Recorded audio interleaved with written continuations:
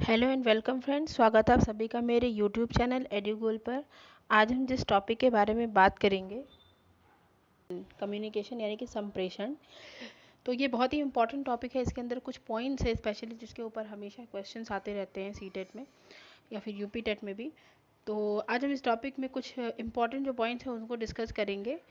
तो आगे बढ़ते हैं। अगर आपको मेरा यूट्यूब चैनल पसंद आए तो आप उसे लाइक करें, शेयर करें, सब्सक्राइब करें अपने फ्रेंड के साथ, और अगले आने वाले वीडियोस के लिए बेल आइकन को प्रेस करना नहीं भूलें। किसी भी क्वेरी के लिए आप मुझे कमेंट बॉक्स में कमेंट करके पूछ सकते हैं। तो सबसे पहले हम कम्युनिकेशन हम जनरली बोलते हैं कि हाँ, आपने जैसे आपस में हम बात करते हैं उसको भी कम्युनिकेशन कहा जाता है। लेकिन कम्युनिकेशन करने के बहुत सारे तरीके होते हैं। जो इसकी ओरिजिनल, जो इसकी एग्जैक्ट मीनिंग होती है, हम उसके बारे में यहाँ पे चर्चा कर रहे हैं। तो कम्युनिकेशन यानी कि संप्रेषण एक ऐसी प्रक्रिया है जिसमें व्यक्ति अपने ज्ञान, हाव भाव, मुख मुद्रा तथा विचारों आदि का परस्पर आदान प्रदान करते हैं। अब यहाँ पे सिर्फ जो बातें होती है उनकी बात नहीं हो रही है। हम बातें कर रहे हैं तो हम कई सारे स्पेशल कुछ टॉपिक्स के ऊपर बात करते हैं या फिर किसी स्पेसिफिक टॉपिक को हम डिस्कस करते हैं एक दूसरे के साथ, ठीक है। हमारी जो मुख मुद्रा है वो भी बातें करती है। ऐसा नहीं है कि हम सिर्फ मुंह से बोल के ही किसी चीज़ को एक्सप्लेन कर सकते हैं। कई बार हम आंखों से इशारे करके भी चीज़ें कहते हैं, या फिर हमारी, जैसे हमें बच्चे को डांटना है तो हमने उसको ऐसे घूर के देख लिया, तो ये एक तरीके से बच्चे को हम बताना चाह रहे हैं कि आपने ये जो किया ये गलत है, या फिर आप जो कर रहे हैं वो गलत है। तो हम कहीं ना कहीं उसको एक तरीके से अपना एक मैसेज कन्वे कर रहे हैं, ठीक है। और कई बार थॉट्स के थ्रू भी हम अपने इन जो भी एक्सप्रेशंस हैं उनको हम शो कर देते हैं। तो इस चीज़ पूरे को जो है हम बोलते हैं कम्युनिकेशन। तथा इस प्रकार प्राप्त विचारों अथवा संदेशों का समान तथा सही अर्थों में समझने और प्रेषण करने में उपयोग करते हैं, ठीक है। तो ओवरऑल इस तरीके की जो चीज़ें होती है, यानी कि जो भी हमारे पास जो भी थॉट्स प्रोसेस है हमारी, या फिर जो भी हमारी इमोशंस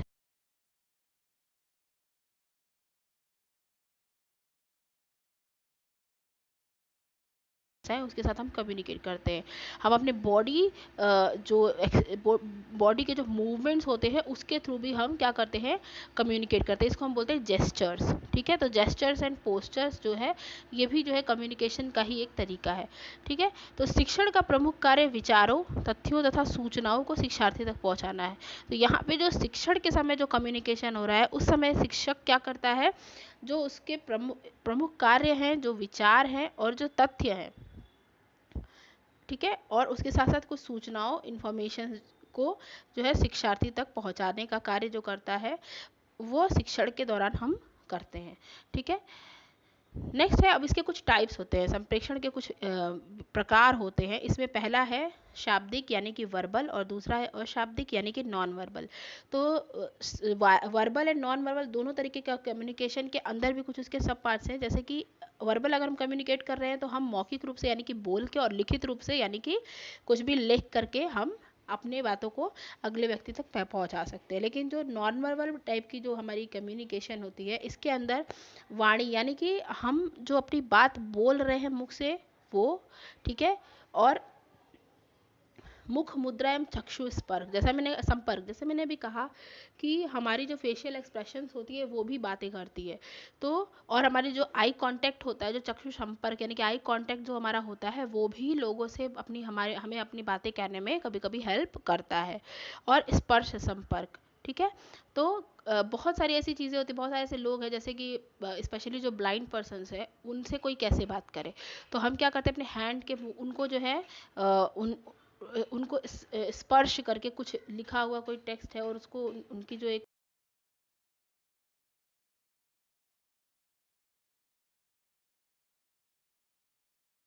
कर पाते हैं, ठीक है।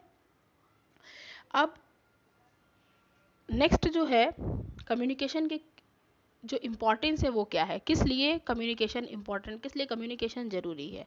तो शिक्षा के क्षेत्र में तो चूंकि बहुत ही महत्वपूर्ण है, क्योंकि अगर शिक्षक जो है अपनी बातें कहेगा नहीं किसी भी तरीके से तो बच्चा कैसे उसकी बातों को सुनेगा और सीखेगा, ठीक है। तो ये तो बहुत ही इंपॉर्टेंट है शिक्षा के पर्पज़ से, क्योंकि टीचर्स के अंदर जो भी ज्ञान है वो अपना ज्ञान जो है वो बच्चों तक अपनी बातों को थ्रू कम्युनिकेशन, चाहे वो बोल के वर्बल तरीके से या फिर नॉन वर्बल तरीके से बच्चों तक पहुंचाते हैं, ठीक है। तो कक्षा के संप्रेषण में शाब्दिक, अशाब्दिक तथा लिखित तीनों ही का प्रयोग किया जाता है। इसके अतिरिक्त शिक्षक हाव भाव से अपने भावनाओं तथा अनुभूतियों की भी अभिव्यक्ति करता है, जिससे शिक्षार्थी के व्यवहारों में अपेक्षित परिवर्तन किए जाते हैं। तो कई बार ऐसा होता है कि बहुत सारे ऐसे शिक्षक होते हैं जो बोलते कम हैं, लेकिन उनकी जो एक्सप्रेशंस होती है, बच्चे उसी को देख के इतना डर जाते हैं कि उनकी बातों को बिना कहे ही समझ जाते हैं, उनके एक्सप्रेशंस के थ्रू ही, या फिर उनके ओवर रिएक्शन या उनके रिएक्शन के थ्रू ही बच्चे जो है चीज़ों को समझ जाते हैं। तो ये हर व्यक्ति का अपना बात कहने का एक तरीका होता है, एक डिस्प्ले करने का, कम्युनिकेट करने का तरीका होता है। तो कई बार ऐसा होता है कि शिक्षक की जो हाव भाव होते हैं वो भी उस बच्चों को उसकी जो भी कहे जाने वाली बातें हैं वो उस तक पहुंचा देते हैं। ठीक है। उसके बाद इसकी कुछ विशेषताएं भी होती है। तो शिक्षा प्रक्रिया का महत्वपूर्ण घटक, क्यों महत्वपूर्ण घटक है? क्योंकि जैसे मैंने अभी कहा कि अगर हम किसी बच्चे से कुछ कहेंगे नहीं, यानी कम्युनिकेट नहीं करेंगे, तो हम उसे अपनी बातें कैसे पहुंचाएंगे, उस तक कोई भी इन्फॉर्मेशन हम उसे कैसे देंगे? तो हम या लिख के या फिर बोल के, वर्बल या नॉन वर्बल तरीके से ही ये चीज़ कर सकते हैं। तो इसलिए ये एक बहुत ही महत्वपूर्ण यानी बहुत ही इंपॉर्टेंट एस्पेक्ट है इसका।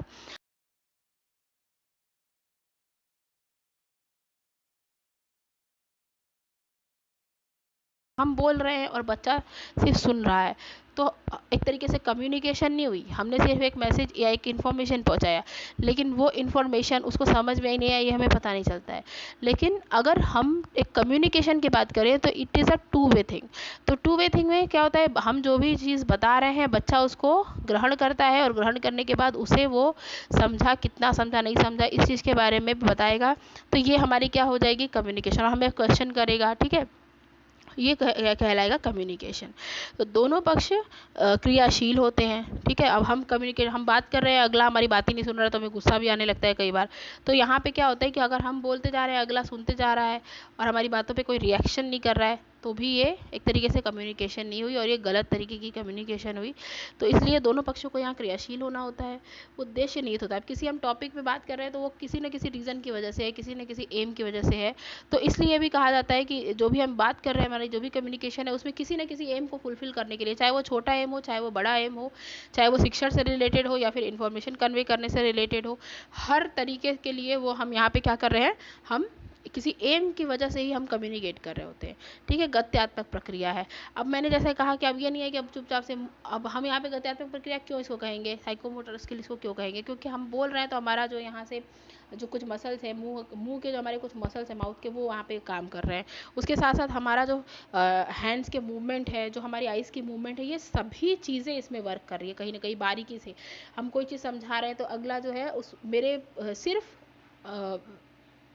मेरी कही हुई जाने वाली बातों पे नहीं, बल्कि मेरे एक्सप्रेशंस तक को ध्यान से देख रहा होता है।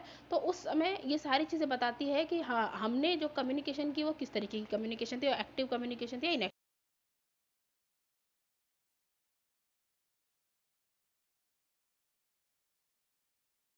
एग्जाम्पल ले लेती हूँ कि अभी आप मुझसे इंटरेक्टेड नहीं है। ठीक है। तो अभी हमारा व्यक्तिगत जो प्रत्यक्षीकरण हुआ है वो अभी नहीं एक तरीके से हुआ है।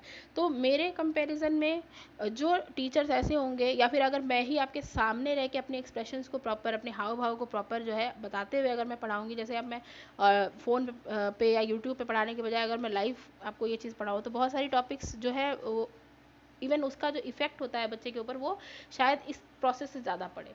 ठीक है। ये हो सकता है थोड़ी बोरिंग प्रक्रिया हो, लेकिन वो हो सकता है बोरिंग प्रक्रिया ना हो, लाइव मतलब सामने बैठ के अगर मैं पढ़ाऊँ तो ये एक तरीके का जो है कम्युनिकेशन का एक बेहतर तरीका भी होता है, और इसकी एक विशेषता भी है। ठीक है। उसके बाद कम्युनिकेशन के कुछ प्रमुख तत्व यानी कि कुछ एलिमेंट्स हैं जिनके लिए जो कि बहुत ही ज़रूरी एलिमेंट्स होते हैं। ठीक है। कम्युनिकेशन करते समय, तो कम्युनिकेशन के कुछ जो एलिमेंट्स हैं उनके बारे में भी हम डिस्कस कर लेते हैं। पहला इसमें जो एलिमेंट है वो है कॉन्टेक्स्ट, यानी कि जो भी हमें, माफ़ कीजिएगा,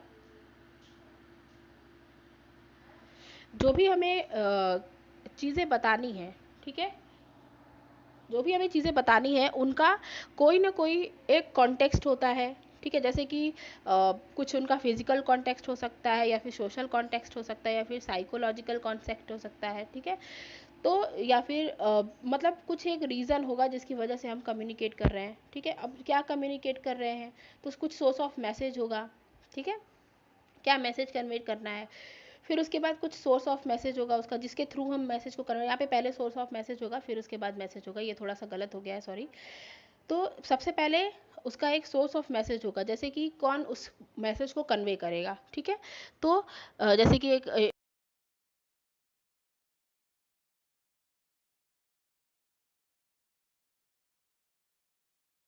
ठीक है, अब वो क्या मैसेज करना चाह रहा है। तो यहाँ पे जो मैसेज होता है वो एक स्टिमुलस की तरह काम करता है, ठीक है, जिसको कि जो मैसेंजर होता है हमारा, जो संदेश भेज रहा होता है, वो उसको जो है बोलता है सॉरी।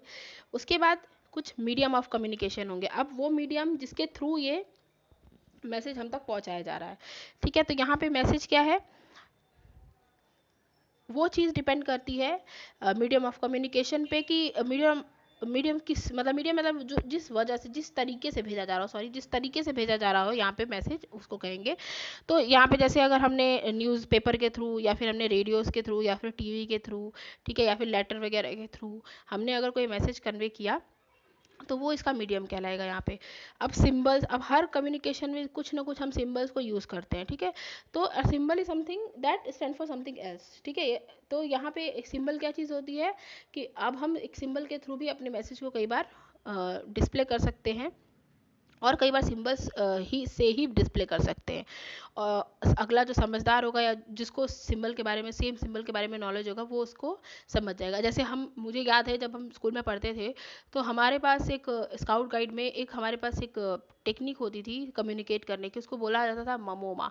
तो ममोमा में क्या होता है कि आपको कुछ सिंबल्स बताए जाते हैं हैंड्स के, तो उसके थ्रू उसके थ्रू जो है आप अपने इन्फॉर्मेशन को अगले तक पहुंचा सकते हैं, लेकिन वो थोड़ा छोटे छोटे वर्ड्स में होता है। तो इस तरीके के जो सैनिक होते हैं, आर्मी वगैरह होती है, वो लोग इस तरीके की चीज़ों को यूज़ करते हैं, सिंबल्स को, क्योंकि उनको अपनी बात बिना अगले तक समझाए हुए, बिना किसी मीडिएटर के समझाए, उन्हें अपनी बात जो है अपने अगले साथी तक पहुंचानी होती है। तो उनके कुछ स्पेशल एक तरीके की कोड होते हैं, जिसको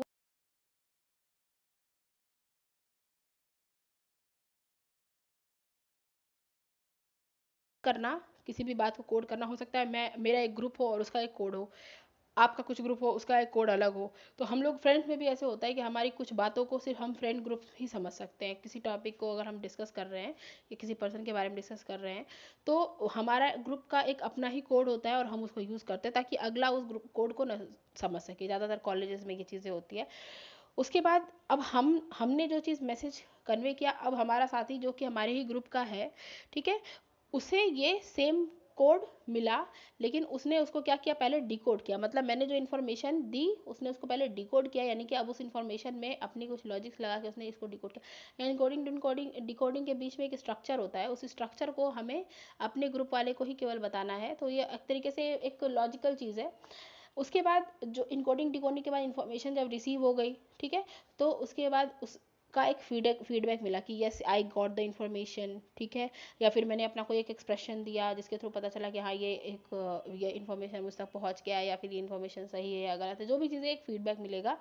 उसके बाद रिसीवर, यानी कि ये ओवरऑल रिसीवर से जस्ट पहले ये फीडबैक आता है, तो रिसीवर तक ये इन्फॉर्मेशन फाइनली पहुंच जाती है। तो ये पूरा का पूरा एक जो कम्युनिकेशन प्रोसेस है, ये हर बार ये काम करता है। लेकिन हाँ, कई बार ऐसा होता है कि ये हमें इतना लॉजिकल लगता नहीं है, लेकिन ये इतना लॉजिकल होता है एक्चुअली में। इतना लंबा थोड़ा प्रोसेस होता है, हमें पता नहीं चलता बातचीत करने में नॉर्मली कि हाँ हमने इतने लंबे चले प्रोसेस को फॉलो कर लिया है।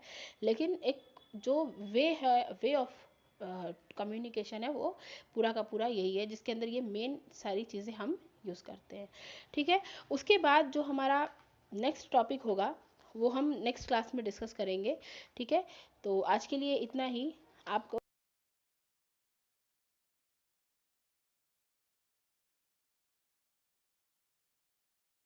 टेलीग्राम चैनल पे आप जुड़ सकते हैं, वहाँ पे आपको ये सारी वीडियोस वगैरह मिल जाएगी। अगर आपको पीडीएफ की ज़रूरत हो तो पीडीएफ में मैं अपलोड कर देती हूँ, उस पर वो भी मिल जाएगा, ठीक है। और मुझे इंस्टाग्राम पे फॉलो करें, एडुगुल ऑफिशियल @ सॉरी _अर्चना पे। तो और कोई भी क्वेरी हो तो आप मुझे प्लीज़ कमेंट बॉक्स में बताएं, और मुझे अच्छा लगेगा अगर कोई भी मुझे अप्रिसिएशन के लिए, या फिर कोई भी मेरी कमी बताने के लिए मुझे कमेंट करेगा। तो इससे एक मोटिवेशन भी आता है कहीं ना कहीं। तो प्लीज़ आप मेरे इस वीडियो को अगर देख रहे हो तो आप प्लीज़ मेरे चैनल को सब्सक्राइब करें और लाइक करें। Thank you so much, have a good day.